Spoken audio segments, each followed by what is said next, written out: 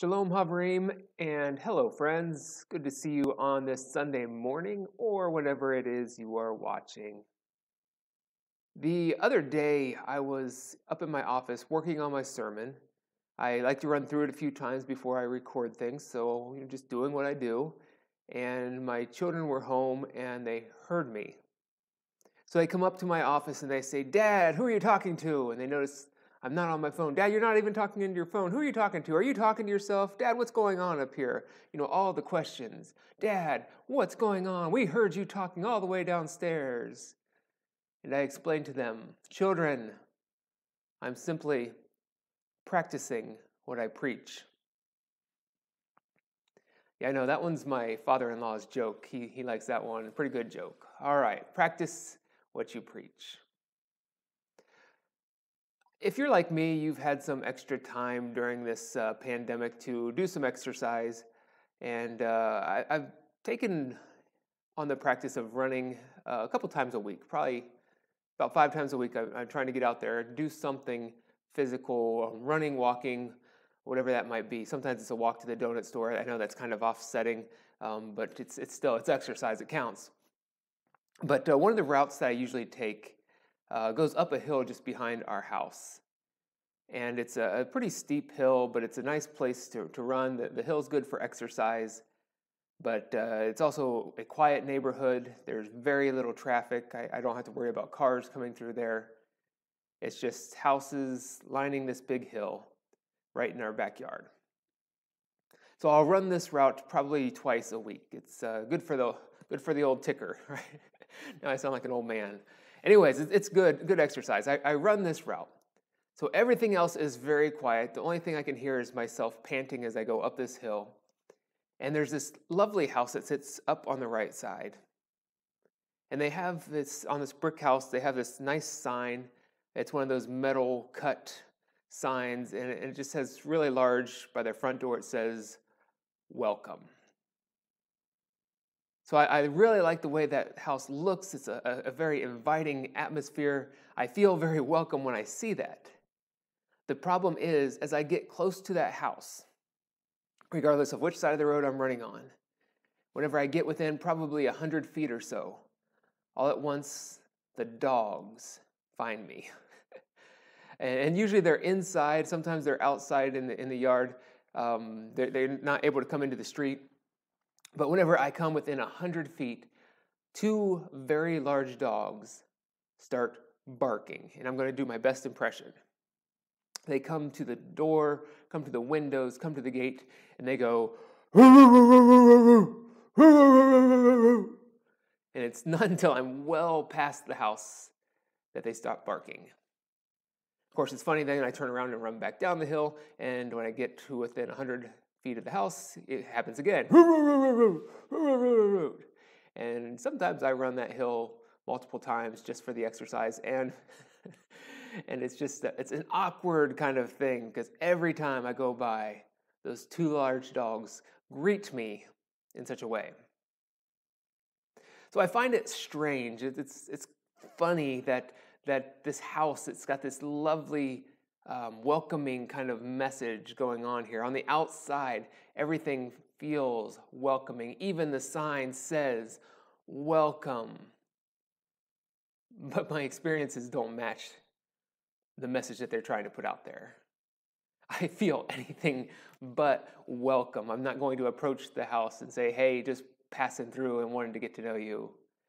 I didn't feel welcome today. Now, the opening joke that I use today, I use that phrase, "practice what you preach." And I'm sure that you've heard this before. This is a phrase that people use quite frequently in and out of the church. And it's one of those phrases that I've heard so many times, I don't know that I really was aware where it came from. I thought it was probably like the phrase, "cleanliness is next to godliness." You've heard that one before as well, too, right? Cleanliness is next to godliness. Do you know where that's in the Bible? That's actually not in the Bible. So I kind of figured the phrase, "practice what you preach," was very similar, that it's not a biblical phrase, just something that's based on some kind of biblical principle. But actually that exact phrase, "practice what you preach," is found in the Bible. And do you know who said it? It was Jesus. It's the Sunday school answer. It was Jesus. It's always Jesus. So Jesus says in Matthew chapter 23, he's talking to these teachers of the law. Remember, law isn't like the don't go through a red light or a speed limit. I don't know what other laws there are. I should be more aware of the laws. It's not that kind of law. When the Bible talks about the teachers of the law, it's referencing the Torah, the first 5 books of what we call the Old Testament. So these teachers of the Torah, Jesus is around them and he's critiquing them. So he says in Matthew 23, verses 2 through 5, he tells the people to be very careful. He says, do everything that these teachers of the law say to do, but don't do what they do. And a direct quote says, but do not do what they do, for they do not practice what they preach. So it's not the teaching of these teachers of the law that is the problem. Their teaching is very good. Jesus affirms that. He says, yes, do the things that they're saying. Just don't do the things that they do. Because when we get right down to it, they are not practicing what they preach. And he goes on to say this in verse 5, a very heavy critique. He says of the teachers of the law, he says, everything they do is done for people to see. Ouch. Jesus uses a very specific word to describe these teachers of the law. He calls them hypocrites. That's the word that the New Testament uses to describe these teachers of the law. That's the word that Jesus uses to describe these teachers of the law. And it's a very straightforward Greek word. It's a compound word, 2 different words put side by side. It's the Greek word for hypo and krino. Hypocrites is the Greek word. Hypo simply means below or under. Hyper is above, hypo is below. Krino is the word for judge. Now, the word hypocritus was used to describe an actor in Jesus' day. Imagine the actors of the day, they would wear those masks and they would pretend to be someone else. So they were pretending to be this person while they were under the cover of a mask. You didn't really know who was behind that mask. You didn't know what their personality was actually like. They were pretending to be something that they weren't. And literally, again, that word means to judge while under the mask. To judge while pretending to be something that you are not. So unless you are actually an actor or an actress, to be called a hypocrite was not a compliment. So I come back to this house on my morning run. I'm not calling them a hypocrite, but I noticed that their message doesn't match my experience. Their message of welcoming does not match the way I feel when I run by and their dogs meet me at the front and bark at me. And maybe that's just the dog's way of saying hello and they're misunderstood. I don't mean to be critical of the dogs or the people, but I'm just noting that their message and my experiences don't line up. But it makes me think of my own message and my own mission.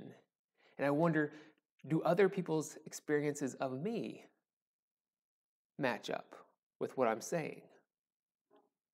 Now, I note that one of the dangerous things about being a pastor and recording your sermons, especially now that I've been videoing them and putting them on YouTube, it's very dangerous because people can go back and see what you actually said. They can review things and comment and say, hey, look, you're not doing what you said you were going to do. And in some ways that's a little scary, but it's a good way to keep me accountable. Because I say things and I really want to love my neighbors. I say that people should love your neighbors. If you're a follower of Jesus, that's right up there. Love your neighbor as yourself. But do people's experience of me line up with that? Do they see me as a loving neighbor? I talk a lot about ethics. I talk about caring for what Jesus called the least of these: the poor, the downtrodden, the hungry, the naked, the imprisoned. Am I really living that out? Oh, I can talk a good game, but when was the last time I served a meal at the Valley Mission or actually went into the prisons and visited? And I can talk about things like the value of human life. But sometimes I wonder, am I living in such a way that really backs that up? Am I living in a way that values all human life?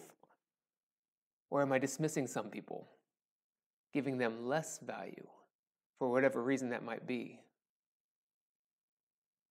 My friends, we are all hypocrites. I confess that I am a hypocrite. I'm as bad as anybody else, if not worse.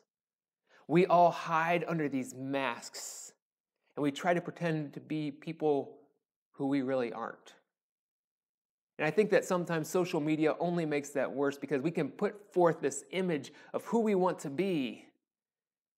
People see this profile online. They see the pictures that we post and the phrases that we say, the videos that we share, and we want people to view us in a certain way. I want to be seen as smart and intelligent and articulate or athletic. I want to be seen as the greatest parent, all these things. But deep down inside, I know that that's not really who I am. And sometimes I think we get so caught up in that image that we want to put out there that we actually forget who we really are. We need to take off those masks. I need to take off that mask. We've been wearing them for way too long, and sometimes we forget who God really made us to be. Now, the teachers of the law, they wanted to be seen as pious. And there is absolutely nothing wrong with being seen as pious, as being seen as a God-loving person. The people on the hill, on the next road from my house, they want to be seen as welcoming. Guess what? There is nothing in the world wrong with being seen as welcoming. I want to be seen as loving. There's nothing at all wrong with being seen as loving. The problem, Jesus says, is when we want other people to see us as these things, when we only want to be seen as pious, welcoming, or loving for the sake of other people's opinions. We need to back that up. Yes, we should be pious, we should be welcoming, we should be loving, not just putting forth an image that we are that type of people. All right, my friends, join me this week. Let us take off our masks and let us try to be the kinds of people that Jesus calls us to be. Let us practice what we preach.